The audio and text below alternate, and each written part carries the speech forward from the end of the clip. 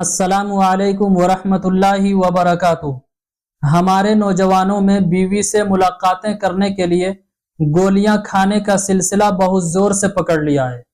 خاص طور پر وہ نوجوان جن کی شادی ہونے والی ہوتی ہے، ان کو کچھ زیادہ ہی ٹینشن ہونے لگتا ہے کہ بیوی سے ملاقاتیں کرنے کے لیے کیا کیا کھا کر جائیں جس سے بیوی کا حق صحیح سے ادا کر سکیں، اور اسی چکر میں دوائی کی تلاش میں نکلتے ہیں۔ حکیم اور ڈاکٹروں کے دکانوں پہ، میڈیکل پہ، حکمت خانے پہ ہزاروں روپے خرچ کر دیتے ہیں، اور ایسے نیم حکیم خطرے جان مارکیٹ میں مل جائیں گے جو صرف ان جیسے نوجوانوں سے اپنے جیب کو بھرنے کے چکر میں لگے رہتے ہیں، بلکہ ایسے حکیم خوب فائدہ اٹھاتے ہیں ان جیسے نوجوانوں سے، اور ڈرا بھی دیتے ہیں کہ آپ کے اندر تو یہ پرابلم فیل ہو رہا ہے، آپ کے اندر یہ پریشانی ہے، اس کو ختم کرو، جب تک ختم نہیں کرو گے تب تک تم بیوی کا حق صحیح سے ادا نہیں کر سکتے۔ کچھ نوجوان تو انگریزی دوائیاں یوز کرتے ہیں، ٹیبلیٹ کا استعمال کرتے ہیں، اور یاد رکھو میرے نوجوانوں، ٹیبلیٹس کے سائیڈ ایفیکٹس بہت زیادہ ہوتے ہیں۔ وقتی طور پر تو محسوس ہوتا ہے کہ ہم بازی لے کر چلے گئے، ہم کامیاب ہو گئے، لیکن تھوڑے دنوں بعد طرح طرح کی بیماریاں پیدا ہونے لگتی ہے، جسم کو توڑ کر رکھ دیتا ہے، سائیڈ ایفیکٹس نظر آنے لگتے ہیں۔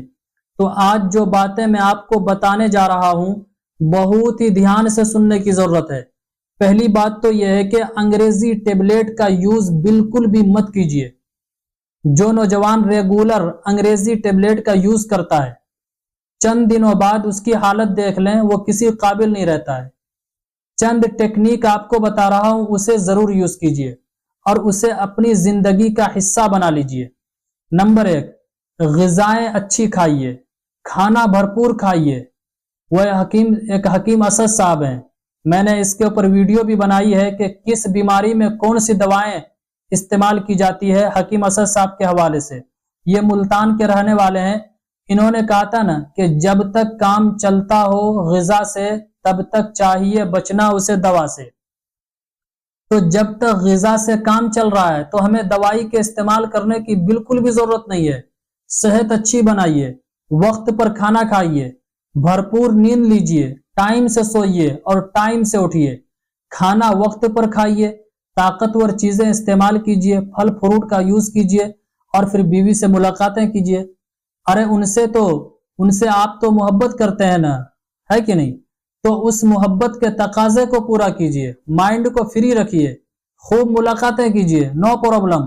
جب آپ کی غذا اچھی ہوگی، جب آپ وقت پر کھانا کھائیں گے، جب آپ ٹائم پر سوئیں گے، ٹائم پر اٹھیں گے، تو یقین جانے کسی بھی دوائی کو استعمال کرنے کی ضرورت نہیں ہے۔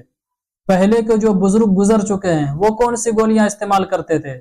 کھانا بھی ٹھیک سے نہیں ملتا تھا، وہ یہی غذائیں جو ہوتی ہے، زمین کی جو غذا ہوتی ہے اسے استعمال کرتے تھے۔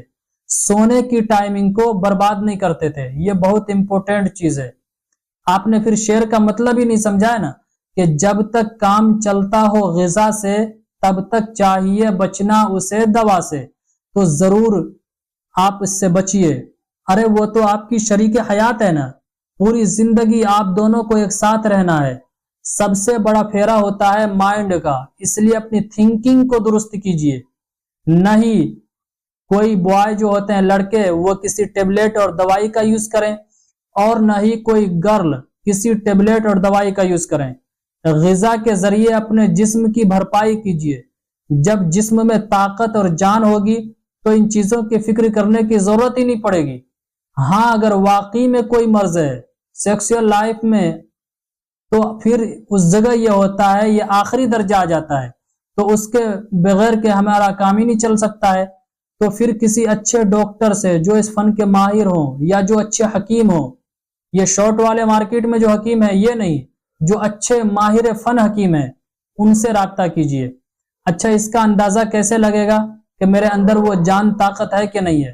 جب شادی ہوگی اور کچھ دن گزر جائیں گے، شروع کے 1 مہینے 2 مہینے میں کبھی لڑکیاں کمزور پڑ جاتی ہے، کبھی لڑکے کمزور پڑ جاتے ہیں، تو اس سے تھوڑے اندازہ لگے گا۔ جب شادی کے چند دن گزر جائیں گے اس کے بعد اگر یہ پرابلم فیل ہو رہا ہے تو ڈاکٹر سے رجوع کیجیے۔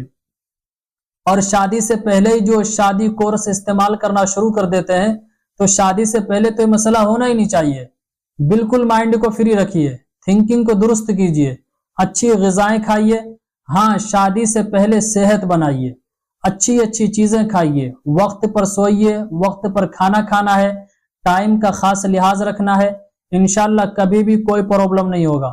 آخری بات یہ ہے, جب بھی اپنی بیوی سے ملاقات کریں تو ملاقات سے پہلے ایک دعا ہے, اسے ضرور پڑھ لیں. وہ دعا کیا ہے میں نے پہلے بھی آپ لوگوں کو سکھائی ہے اور آج بھی سکھاتا ہوں. اس دعا کو بھی یاد کر لیجئے, انشاءاللہ اس سے بھی بہت زیادہ فائدہ آپ کو دیکھنے کو ملے گا. ٹھیک ہے, تو یہ دعا جو کون سی ہے آپ اسکرین پر اسے دیکھیے اور اسکرین شاٹ لے لیجئے گا, یا پھر ویڈیو کو آپ ڈاؤن لوڈ کر کے محفوظ کر لیجئے گا تاکہ مکمل طور پر اچھی طرح یہ دعا یاد ہو جائے. اور اس کو ضرور آپ یاد ہی کر لیں.